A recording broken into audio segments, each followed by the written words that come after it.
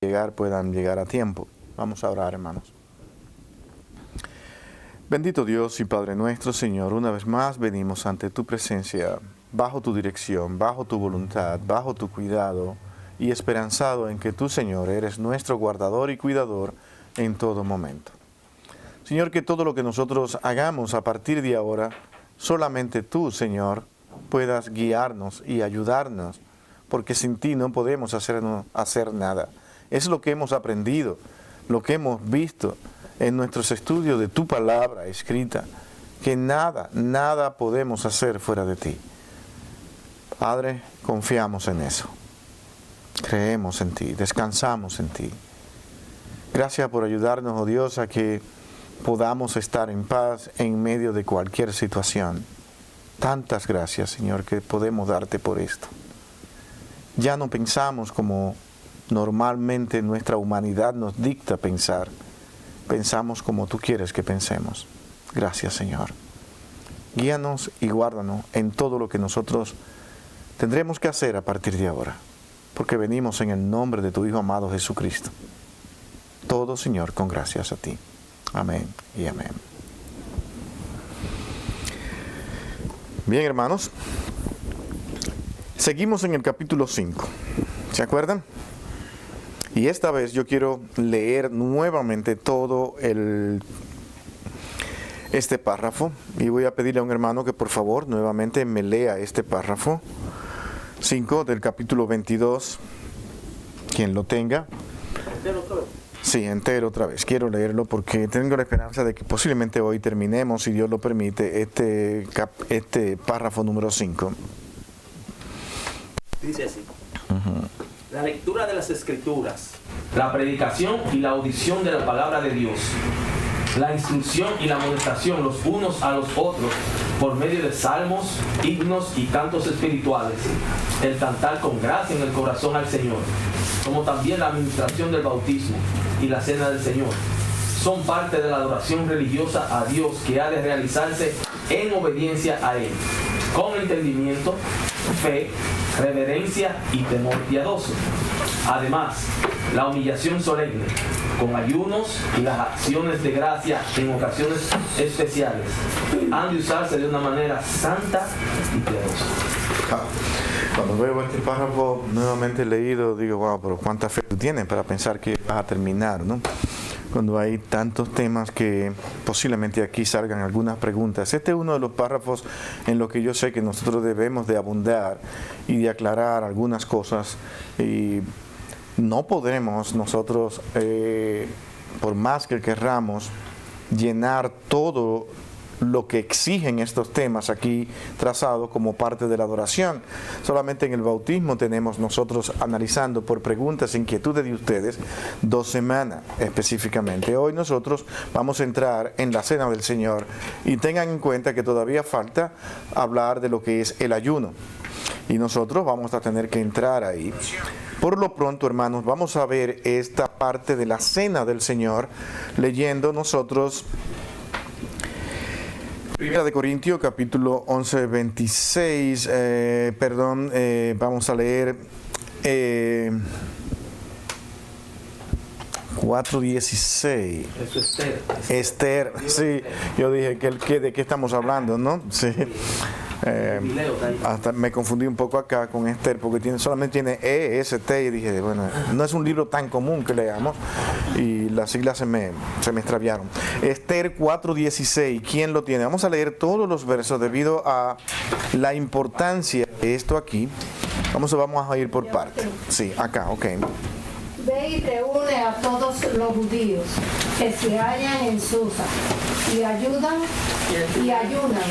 por mí, y no coméis ni bebéis en 3 días, noche y día. Yo también con mis doncellas ayunaré igualmente, y entonces entraré a ver el rey, aunque no sea conforme a la ley, y si perezco, que perezca. Perdón, creo que aquí en estos párrafos se está hablando de lo que es el ayuno. Todavía no hemos entrado ahí, ¿verdad?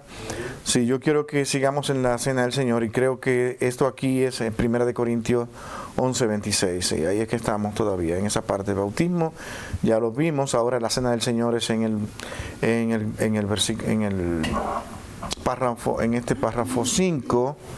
El versículo es 1 Corintios 11:26. Ese sí, mi hermano, aquí puede leerlo. 5:26. 11:26. De 1 Corintios, sí. Ok. En caminos, muchas veces en peligros del río. No, 1 Corintios 11. Amén. Así pues, todas las veces que comieras este pan y bebieras esta copa, la muerte del Señor anunciáis hasta que Él venga. Ese sí es. ¿Ok? ¿Qué nosotros vemos de inmediato en esta demanda de lo que es la cena del Señor como parte de la adoración del creyente?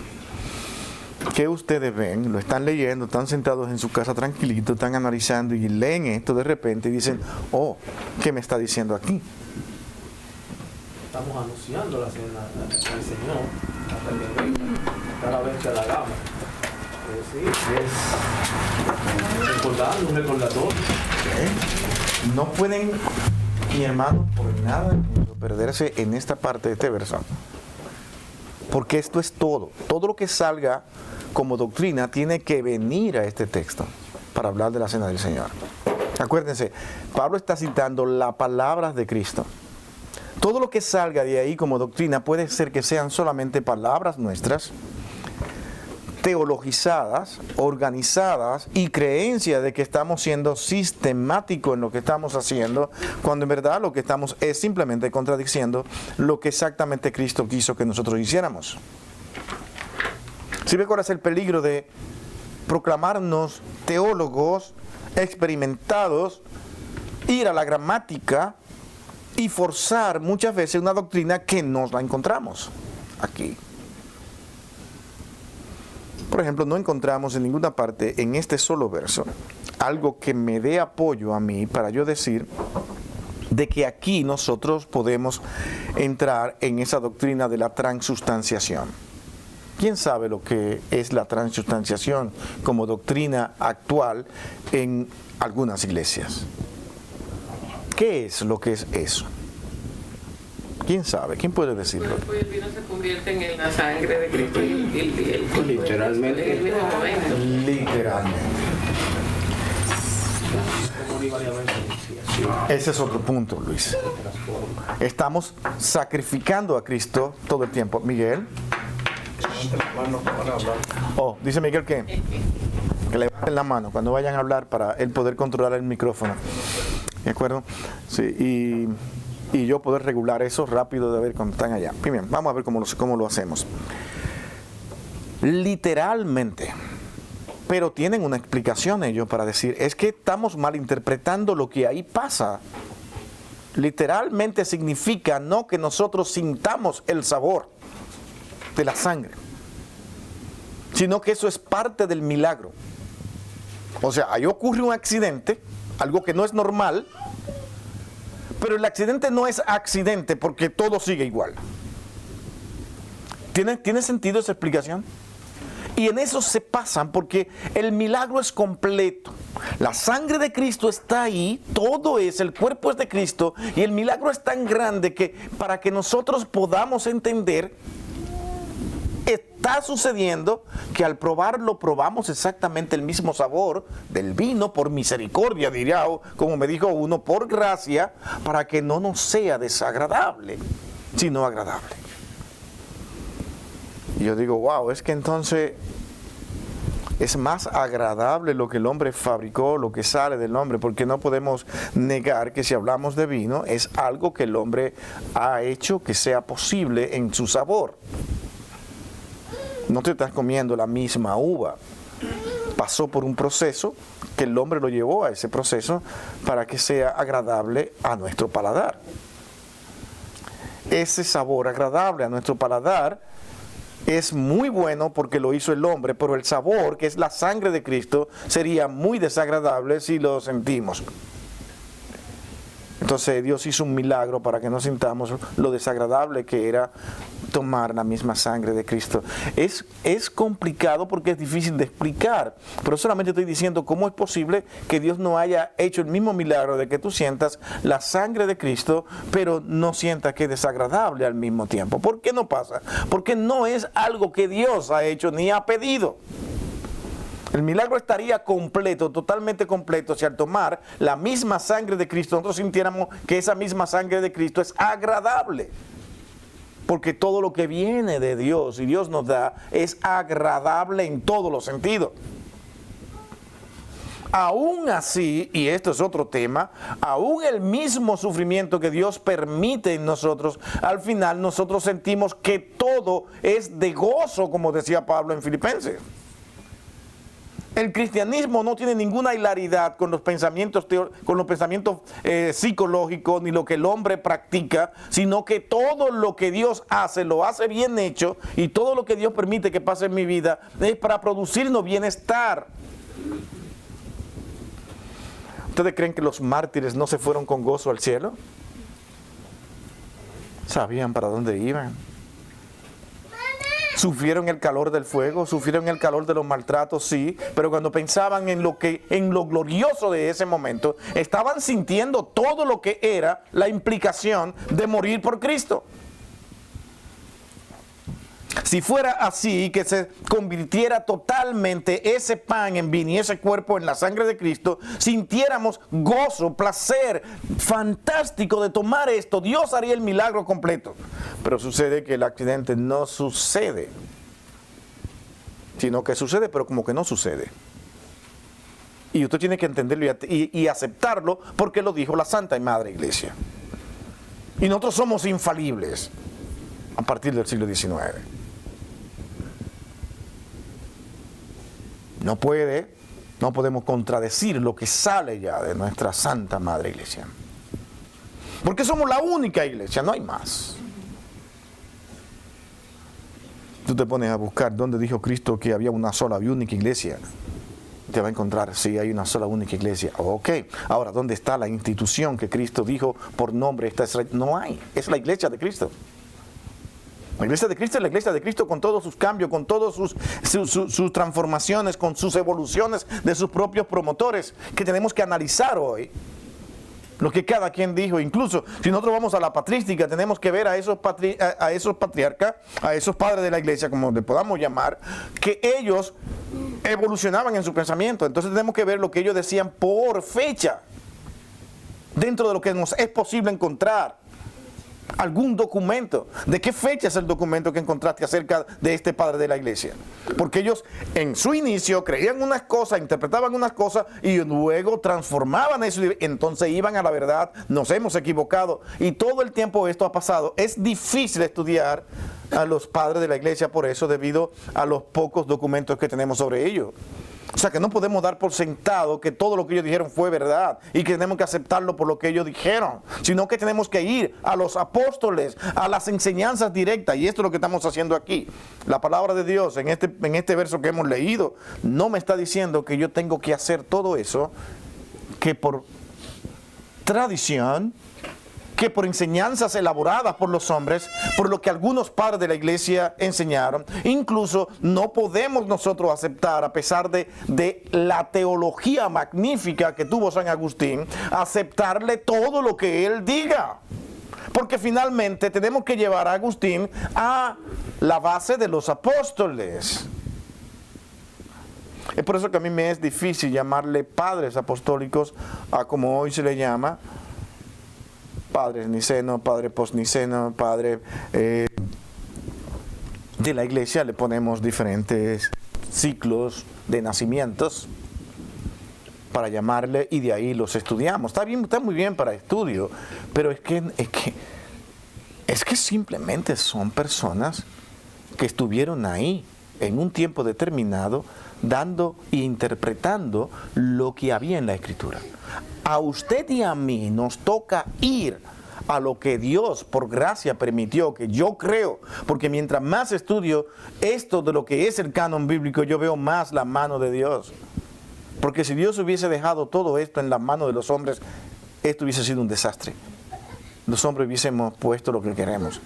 Y en cualquier momento siguen apareciendo nuevos documentos que nos dicen, wow, no es como creíamos. Y todo es para bien. Todo confirma más de que Dios estuvo envuelto ahí.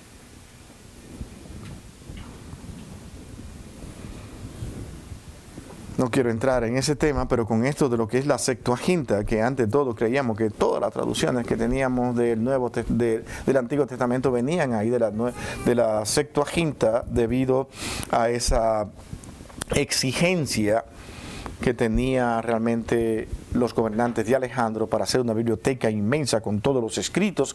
También los escritos judíos estaban ahí. No, mi hermano, los judíos no eran demasiado celosos como para simplemente entregar sus escritos en manos de lo que ellos quisieran que interpretemos. Quién sabe si muchos de esos intérpretes fueron pagados, qué sé yo. Lo que tenemos hoy en día es que vemos que no era así, que había muchas interpretaciones, muchas traducciones particulares para ellos poder instruir a su nueva generación con un idioma que esa nueva generación no entendía, que era el hebreo. Había que traducírselo, igual como pasa aquí. ¿Entiendes? Un mundo que se helenizó, todo el mundo quería hablar griego, todo el mundo hablaba griego, porque ellos eran de los helenos. De ahí que ese término se le puso muchos años más antes para tratar de estudiarlo. Ese mundo helenizado, los mismos judíos tenían el mismo problema. Usted sí entiende eso. Aquí te podemos entender eso perfectamente. Nuestros hijos lo traemos a la iglesia y ¿qué es lo que decimos? Es que no lo queremos traer porque no entienden el español. Pero usted habla español. Los judíos tienen el mismo problema. ¿Qué hacemos con nuestras nuevas generaciones? Bueno, pues ellos, en sus capacidades, sus eruditos, traducían de esos libros.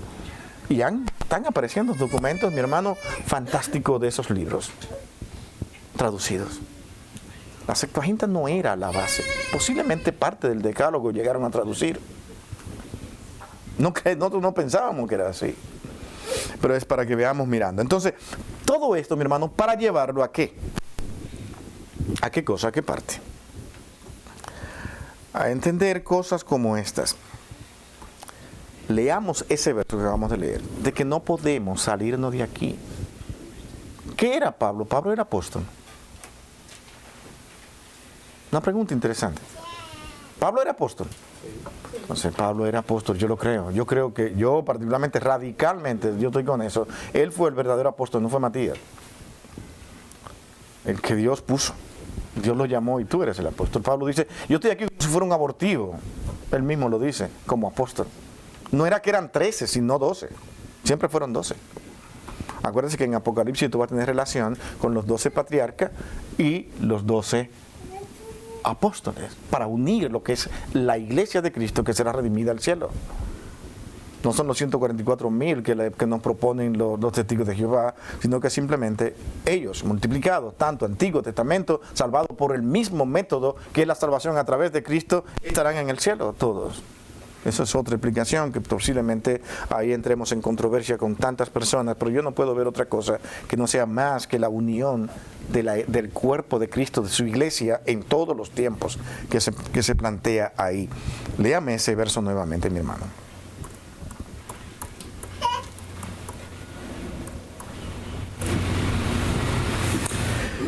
Estamos hablando de 1 Corintios 11:26. ¿Lo tienen? ¿Alguien lo puede leer? Así pues, todas las veces que comieres este pan y bebieres esta copa, la muerte del Señor anunciáis hasta que Él venga. Se acabó. ¿Qué más dice?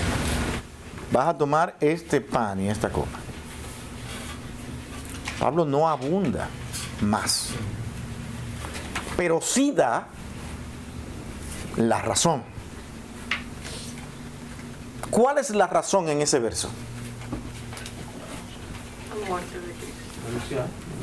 Anunciar la muerte de Cristo, recordarla. ¿Hasta cuándo? Hasta que Él venga.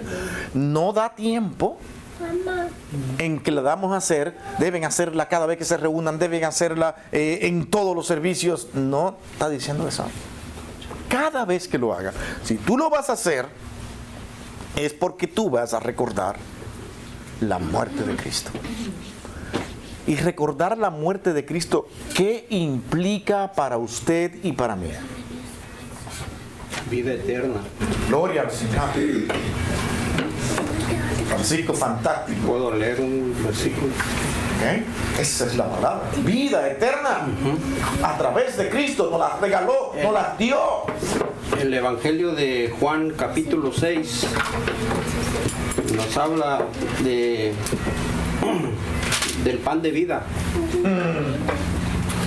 Voy a leer a partir del 45. Sí, mi hermano, eso está fantástico. Dice, estamos en comunicación. escrito está en los profetas y serán todos enseñados por Dios. Así que todo aquel que oye al Padre y aprendió de él, viene a mí.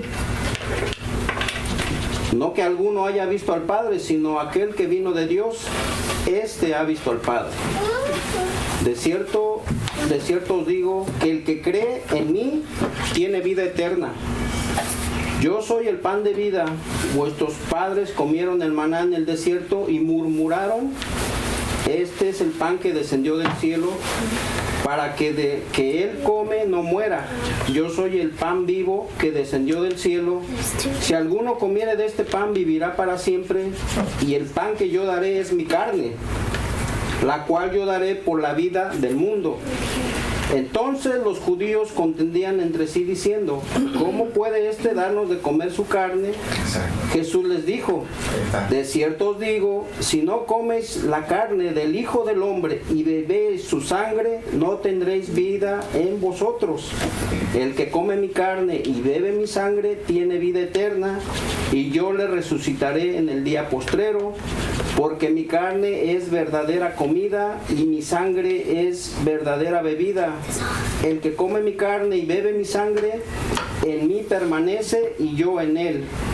Como me envió el Padre viviente y yo vivo en el Padre. Asimismo, el que come, él también vivirá por mí.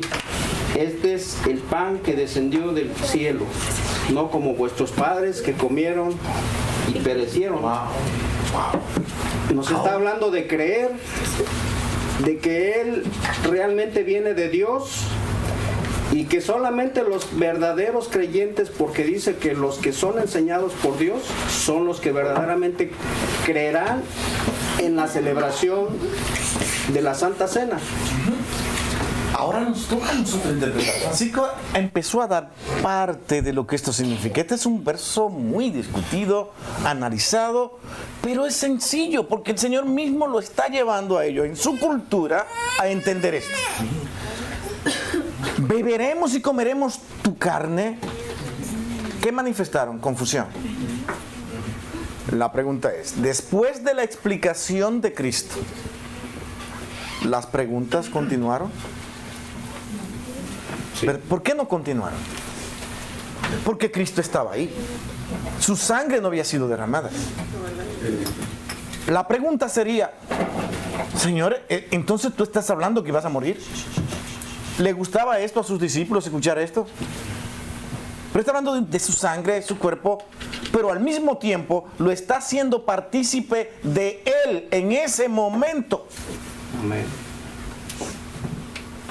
Tienen que vivir y comer de mí. Y eso era algo que ellos en su hebraísmo estaban acostumbrados a entender.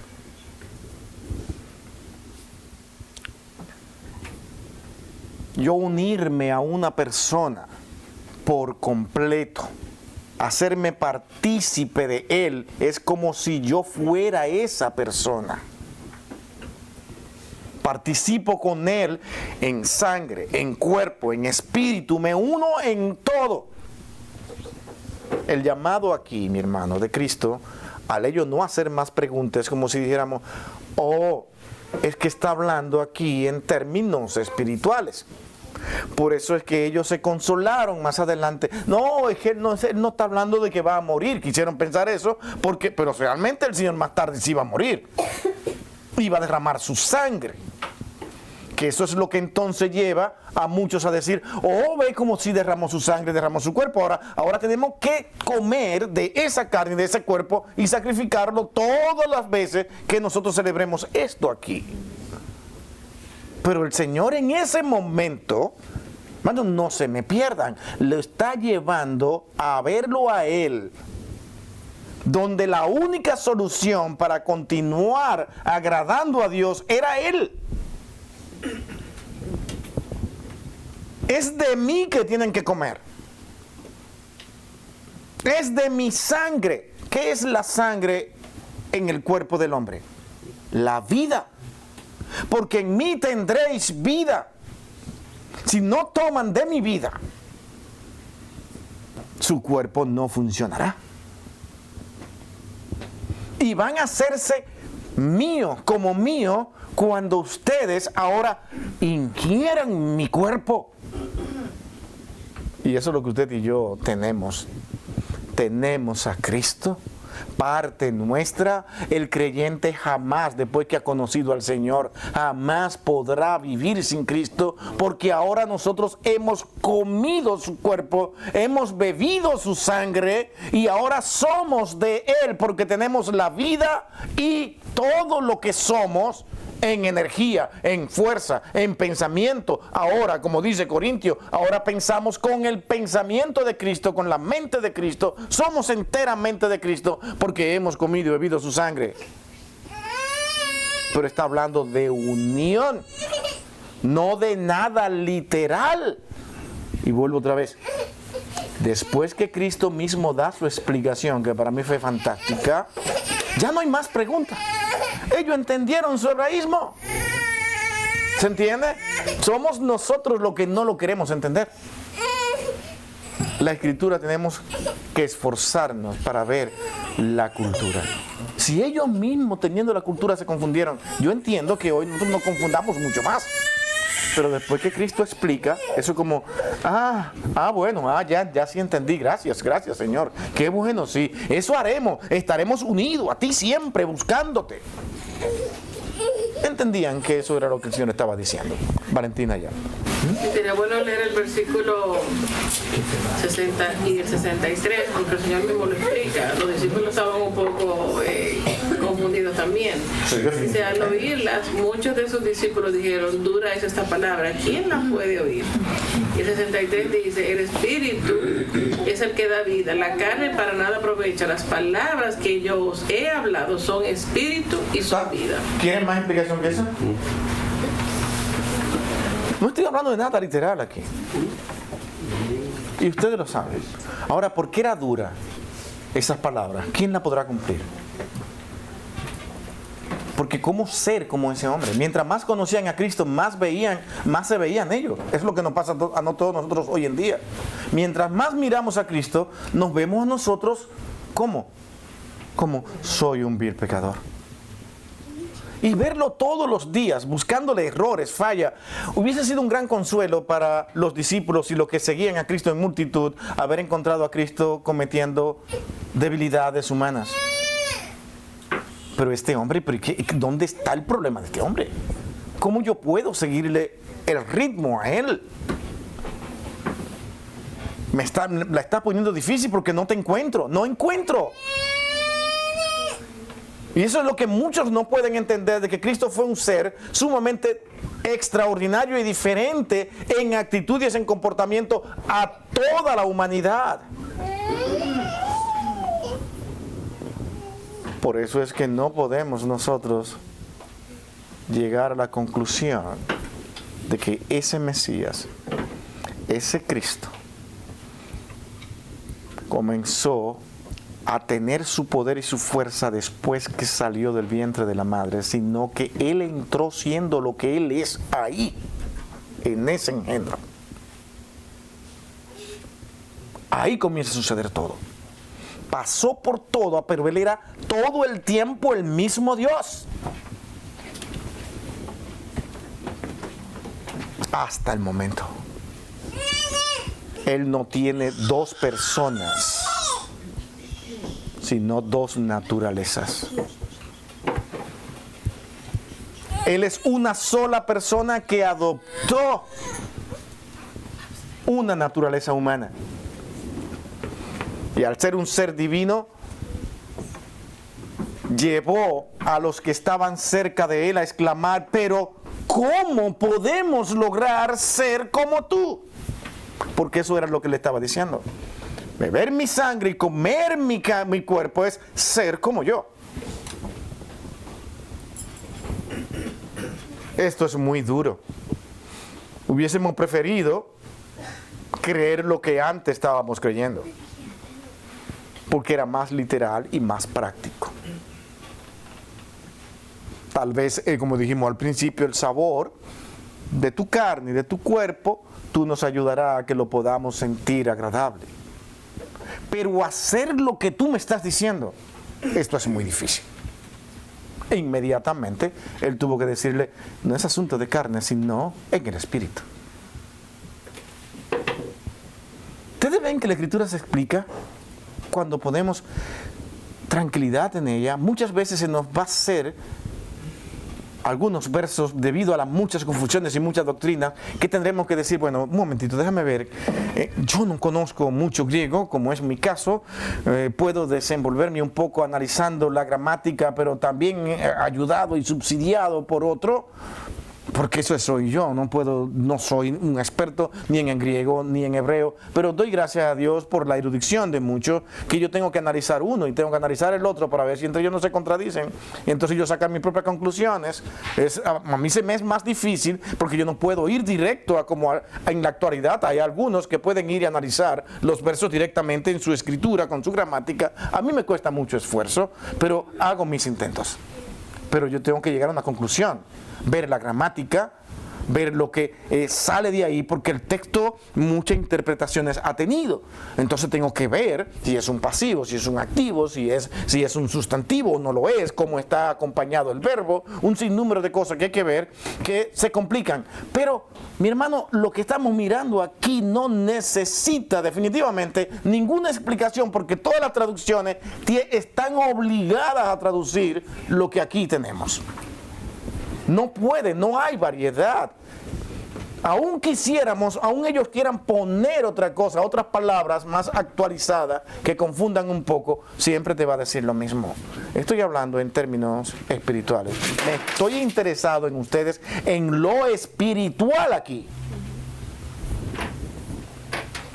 Necesito que ustedes interpreten bien lo que significa esto. Señor, esto es muy duro. Esto es muy difícil. ¿Cómo podremos hacer eso? Porque estaban mirando a quien tenían enfrente. ¿Se fija? ¿Qué diríamos usted y yo hoy en día? Esto es muy difícil.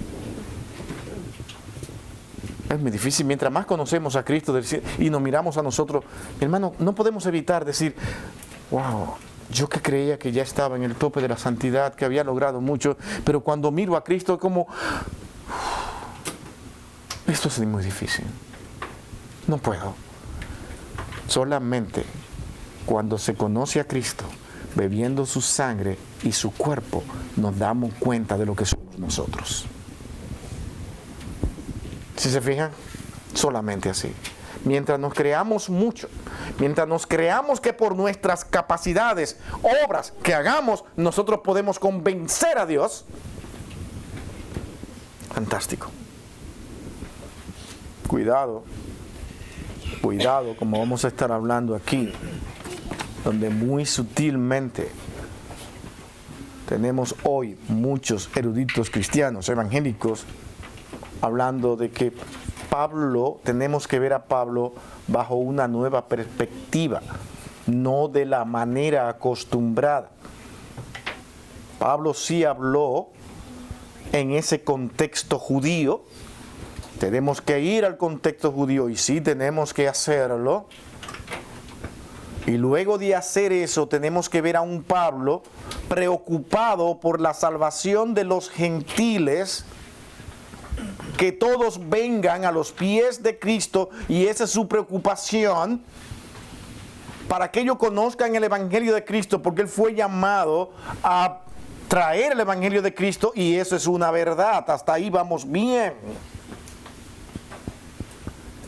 Pero cuando se analiza entonces la justificación a la luz de ese criterio, estamos diciendo, Pablo no estaba hablando de una justificación para salvación inmediata al creer en Cristo, sino que esa justificación se terminaría observando en el día final.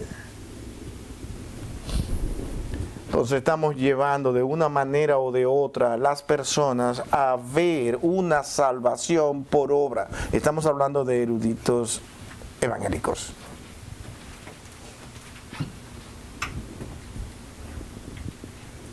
Como lo es M.T. Wright.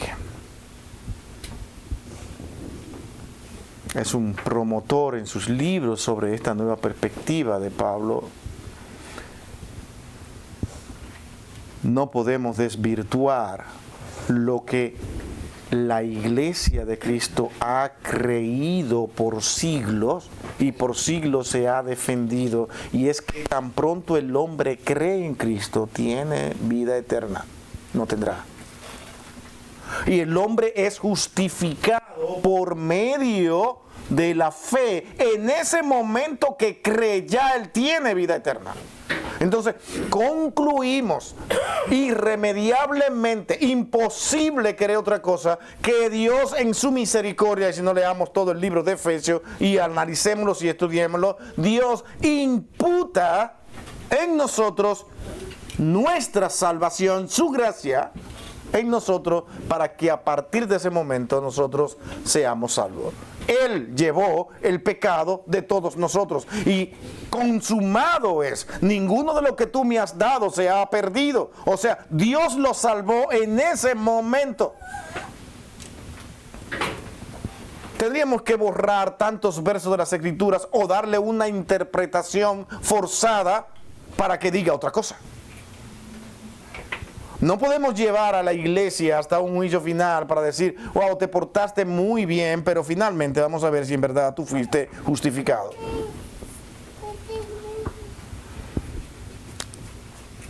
Porque lo que Cristo brinda es seguridad. Yo morí para que ustedes tengan vida. ¿No es lo que dice? ¿A quiénes se lo dijo? A los que estaban ahí escuchando. Para que tengan vida. Para eso he venido. Y hemos mencionado la palabra muerte porque él sabía que iba a morir y ya se lo estaba diciendo, no más que no lo entendían. Pero yo vine aquí, voy a morir por ustedes para que ustedes tengan vida. Por eso es que la exclamación de esa palabra de Cristo es tan importante. Padre consumado, ¿qué fue lo que se consumó ahí? A lo que él vino, a salvar a todos aquellos que él cree. Y él mismo dijo en el capítulo 10 de Juan que él había visto a todos los salvados. Y dice, ¿sabe qué, Padre? Ninguno se ha perdido. No es, Señor, están en un buen proceso. Van magnífico, veo que van bien, pero vamos a vigilarlo bien y ayudarlo porque se pueden extraviar. Esa no fue la conversación que tuvo con el Padre. Dice, Padre, todo va muy bien. Y no se ha perdido ni uno. ¿Qué fue lo que vio el Padre? Fantástico, todo va muy bien. Todos están salvos. No es que van a ver si son salvos en el futuro. Es una doctrina que muy sutil, pero no viene de Dios. Acá, mi hermano. Sí, y aparte yo creo que también cuando Cristo les predicaba, él cuando murmuraban y todo eso, nunca Cristo los trataba de convencer, sino que la misma Escritura dice que todo lo que el Padre le da son los que van a permanecer con Cristo. O sea, él hablaba y los que creían permanecían con él por la fe. Por eso dice el versículo 66, desde entonces muchos de sus discípulos volvieron atrás y no andaban con él. Porque esto es algo espiritual y algo profético de Dios. y es, pues, de cierta manera, como hemos visto en la Escritura, Dios tiene misericordia de quien Él tiene misericordia, y hasta ahí nosotros ya no podemos decir más allá. Y hay algo que quiero prestarle atención a lo que ha dicho mi hermano, y cuando dijo es algo profético de Dios. Se venía anunciando la salvación de los hombres. Sí, los profetas, tanto Isaías como ¿Cómo es posible que se anuncie algo tan maravilloso, tan grande, para luego no poderlo cumplir, para luego dejarlo en manos de los hombres? Dios tiene un plan de trabajo, lo está anunciando, está salvando personas, y luego finalmente ya se queda en la mano de los hombres. Y dice, wow, eso es como decir, Dios hizo todo lo posible, Dios ha hecho todo lo posible, porque ustedes son tan malos que no pudieron lograrlo. Y lo intentaron, pero volvieron a fallar. O sea, depende de mí. Y después que tenían la salvación ahí, la tenían ahí, la perdieron. Ay, pero esa persona reconoció más tarde y ahora dice, óyeme, tú me has costado trabajo, ahora tengo que volverte a regenerar de nuevo. Sí, Señor, una vez más, por favor, regenérame nuevamente. Hermano, ¿cuántos no son los que han entrado? Yo conozco personas, estoy pensando en alguien que conozco, que yo creo que él entra y sale cuando quiere, ¿entiendes? Y eso entra, sale, dice, pero ¿cuántas veces ha perdido su salvación? ¿Y cuántos ruegos ha hecho? Tenemos que explicar tantas cosas en el comportamiento de los hombres. ¿Por qué? Porque los hombres, si Dios no hubiese tenido misericordia de ellos, todos nosotros estuviésemos descarriados, perdidos, porque escogeríamos el pecado. Los hombres aman el pecado. Vivimos en una sociedad que por donde quiera que usted mira, todo apunta a despreciar a Cristo. Todos los mecanismos, todas las instituciones, todas las elaboraciones políticas tienen ahí un sistema donde procuran desvirtuar a Cristo. Hasta en las propias religiones, donde al no reconocer la gloriosa, maravillosa obra de Cristo, terminamos dándole más honor y más honra al instrumento de María. ¿Cierto o no? Usted puede hablar a algunas personas hoy en día lo que usted quiera de Cristo, hacer chistes sobre Cristo, lo que dijo, y entonces vino Cristo y dijo eso. Mi hermano, nadie de estas personas que tienen a María allá arriba van a hacer un chiste de ese tipo con María. Porque no, espérate, a mi madrecita no me la toque, porque ahora es su madre también. Le dan más honra a María que a Cristo, porque el fin de la humanidad es desvirtuar al verdadero Salvador, hasta lograr algo que a ellos le produzca mérito. Incluso lo enseñan. Ahí está el mérito del hombre. ¿Hubo mérito o no hubo mérito? Yo escucho todos esos análisis y digo, pero ¿dónde tú puedes creer que el hombre tiene mérito para salvarse si Cristo dijo que él tuvo que venir a morir porque ellos estaban muertos, sin posibilidad, sin fuerza? Y tú dices que ahora no, yo tengo un mérito, yo me reviví a mí mismo.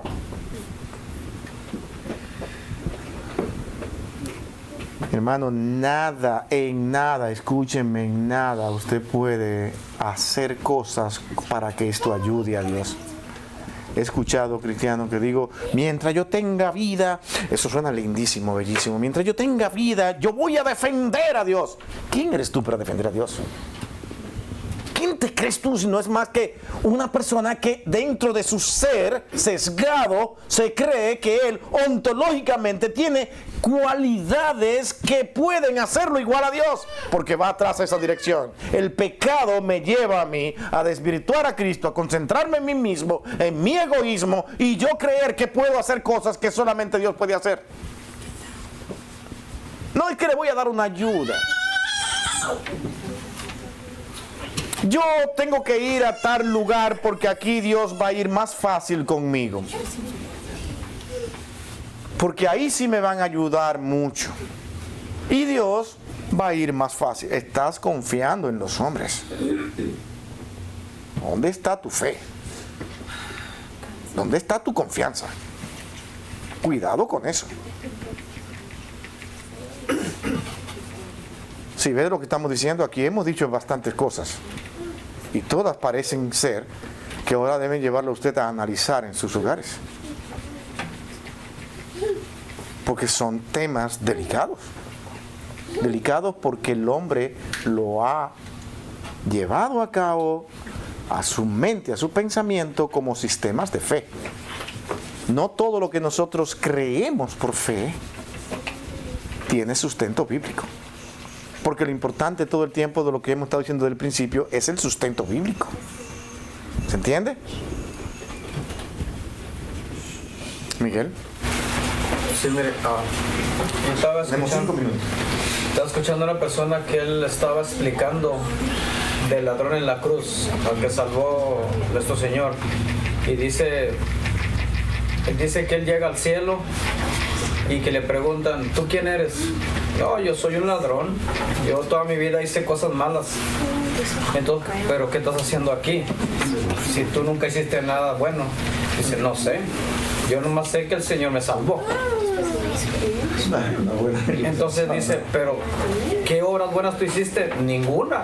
Toda mi vida fui malo. Lo único que sé es que el Señor me trajo al cielo y aquí estoy.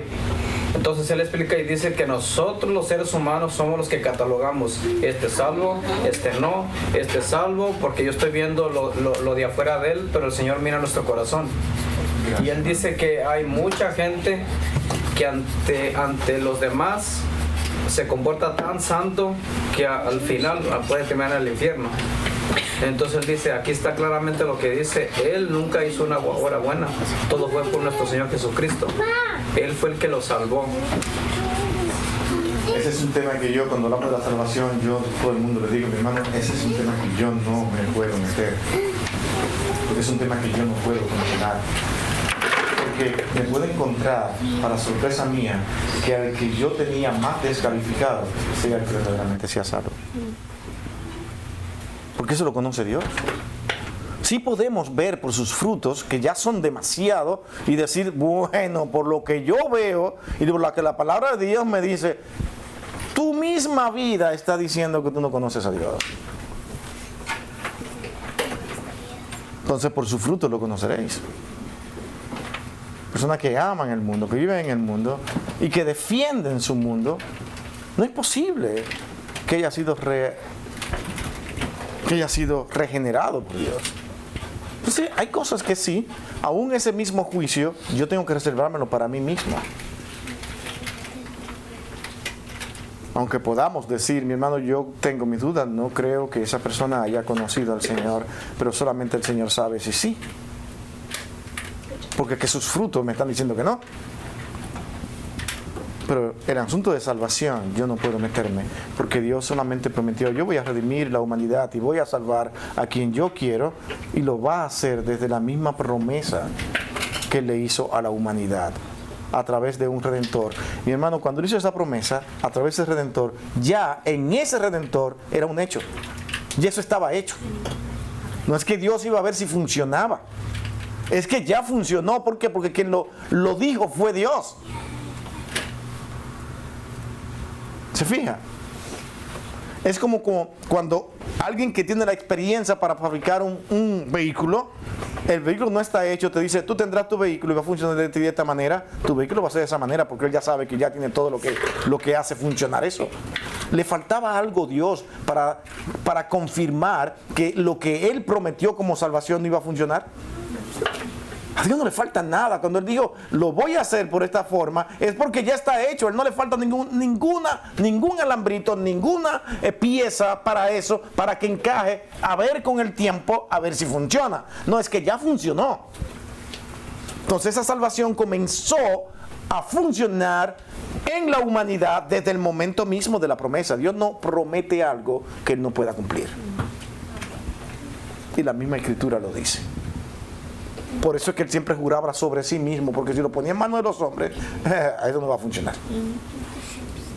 No, yo lo hago sobre mí mismo. ¿Quién es? Voy a hacer un pacto y yo voy a hacer el juramento. ¿Dónde está fulano? No, a nadie. Voy a jurar sobre mí mismo. ¿Quién era el más confiable? Él mismo. Si lo hago contigo, tú me vas a fallar. Los hombres, por mejores que fueran, siempre te fallan. Nosotros siempre fallamos. Y no es que queramos hacerlo, es que no podemos muchas veces cumplir. Y esa es la realidad. Todo es Dios. Y la salvación es algo muy delicado. Está en las manos de Dios. Solamente podemos nosotros teológicamente ver lo que Dios nos está diciendo con respecto a la salvación. Y después de ahí nosotros concluir, Señor, ayúdame a vivir de esta manera. O decir como dijeron los discípulos, esto es muy duro lo que me pides a mí. Esto es muy difícil. ¿Quién podrá cumplirlo? Porque nos vemos en ese cuadro al mirar a Cristo, al Redentor. Pero ya Él ha estado salvando personas desde ese mismo momento. No, que si no hemos visto y creído y oído a Cristo, no podremos ser salvos. Resulta que ese texto dice, y el oír viene, no de mis palabras, sino es por la palabra de Dios. La palabra de Dios, como vamos a ver hoy en el sermón, es la que habla y dice, aquí está, tú eres salvo. Porque tú vas a oír cuando Dios a ti te abra el oído. Y vas a hacer lo que Él quiere. Porque Él te llamó. No, pero si no tiene todo el conocimiento y todas las instrucciones, ese hombre está perdido. Es que tú no eres Dios. ¿Se entiende cuál es el problema? Es que ese corazón y esa persona la hizo Dios. Y Él lo pone a funcionar como Él quiere para ejemplo de los demás. Porque es que nadie puede explicar la moral. ¿Cómo es que llega? Pero es que la moral ha estado en todas las creencias. Metida en el corazón del hombre. ¿Y cómo se explica? Romanos mismo viene a explicarlo. Dice, es que lo llevan grabado en su corazón desde que nacen. Wow. No, pero tenemos que creer en lo que los hombres elaboran y dicen. Tenemos que hacer una teología más profunda. Dice, bueno, hazla tú si quieres. Y vamos, yo voy a hacer hasta donde realmente yo considere que tengo que profundizar. Pero yo doy gracias a Dios por lo que hasta ahora tenemos y podemos nosotros organizar y analizar. Claro, tenemos que llegar a conclusiones de que hay algunas versiones y traducciones de la Escritura que solamente están realmente condicionadas a ciertos esquemas doctrinarios y de ciertos manuscritos específicos, sin tener en cuenta todos los manuscritos o el texto mayoritario. Un sinnúmero de cosas que hay que ver con cuidado. Pero mi hermano, tenga la seguridad de que Dios en su misericordia nos ha dado la palabra de Dios. Pero sí, tenemos que ser diligentes, porque Él siempre nos ha querido diligentes. No quiere vagos. ¿Se entiende? Mi hermano, a mí me cuesta todos los días, con el trabajo que hago, tener que encontrar tiempo para profundizar en la palabra de Dios.